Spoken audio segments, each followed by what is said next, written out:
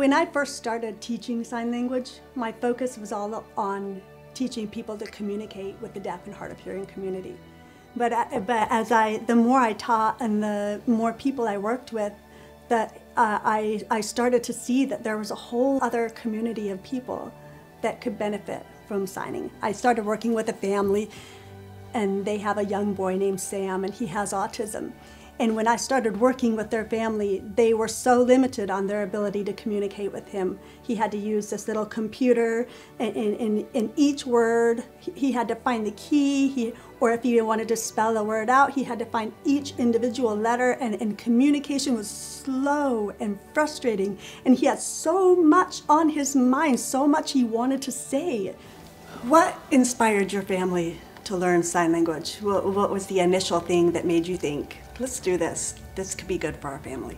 It's very helpful for him to communicate. He becomes a lot less frustrated when he can communicate with sign. And so we've become very intentional about using it in our family and school. So all of you guys have learned together?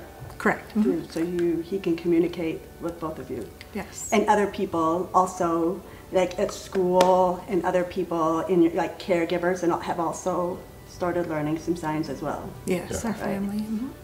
Have you seen his ability to participate and communicate with you improve since you've been learning? Significantly less frustration on his part and our part, yes. Ken? Yeah, definitely less frustrated. Yeah. But he can communicate what he wants without getting agitated, and then he can get frustrated when he's told no. So instead, he can tell you what's on his mind now, right? So maybe sometimes you're wishing he didn't know something. And I think one of the best parts is it's really let his personality come out, and his sense of humor has really started to develop with his learning sign. For me, just to be able to see him be able to crack jokes, to express his sense of humor, his ability to quickly, without his cumbersome computer. A lot of people think that sign language is only for the deaf. People think that it is specifically, a tool for them. A lot of people don't realize that it's available for so many other groups of people. He's much more motivated to use sign than he is his computer. He likes it.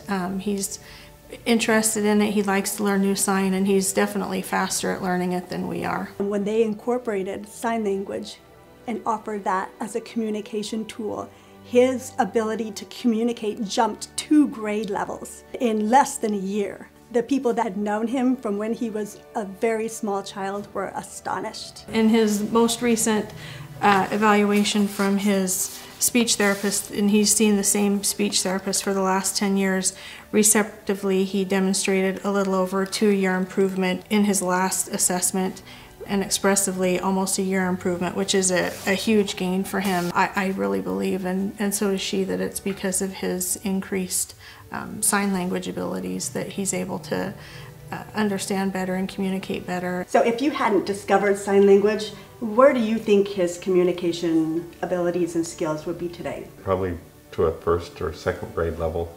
He wouldn't be able to express himself as well, or wouldn't want to, because it's too hard for him to translate what he's thinking onto his communication device. With sign language, it's more automatic, so he's able to say it as he's thinking it, and it makes it where he wants to communicate. 3rd or 4th grade is his skill level now. As his teacher, for me to see that growth and see that his personality come out and see his humor, his ability to express what's in his mind has really had a huge impact on me and my desire to share that with other families as well. So I appreciate that I've been able to be part of that journey with you guys. It's been amazing. What are your favorite things to do? Yep. What was the aha moment when you realized this is what we need to do? This is going to be our key to being able to communicate with our son and know what's going on in his head? I think having a kiddo that's nonverbal, you always want to hear "I love you." And so the first time Sam said "I love you," that was a big deal. Having him sign ball, that was a big deal. Having him tell somebody else thank you was a big deal. Those are happy tears, those aren't sad tears.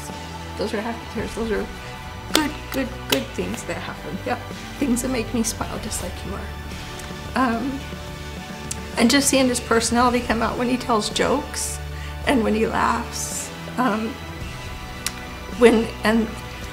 The best part about it, the really emotional times, is when he gets something out and he's not frustrated. Because it's so hard to know that there's so much inside his head. He has so much to say and he's so smart. And to have a way that he can say those things and express himself is a gift that's, it's just hard to explain.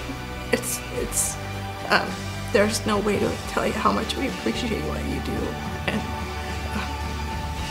to know that he's not frustrated and that he can communicate and that he has friends. He took 2 of his friends to yogurt the other day, and I wasn't sure he'd ever want to take friends out, but he could communicate with them and they understood him, and those are very emotional things and things I really appreciate.